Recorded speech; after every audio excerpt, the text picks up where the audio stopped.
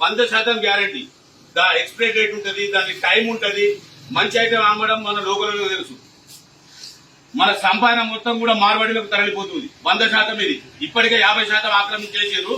ఇంకా ముందు ముందు భవిష్యత్తులో మన జీతాల లెక్క పనిచేయాల్సి వస్తుంది. మన గుమ్మస్తాలు కూడా ఉండరు వీళ్ళ దగ్గర. ఏం చూస్తున్నావు? వీళ్ళని కూడా తీసుకోరి. ఇది ఏదన్నా నాకు చిన్న సంఘటన జరిగితే వీళ్ళ వల్లనే ఆ ప్రాణాపాయం కూడా. ఆ చూసినావు మన చెట్ల చాలా రోజుల నుంచి చూస్తున్నాడు. ఇదే కాకుండా బయట ఆయిల్స్ మొత్తం డూప్లికేట్ వస్తున్నాయి. బయట సమోసాలు కూడా తింటున్నారు, జిలేబీలు కూడా తింటున్నారు.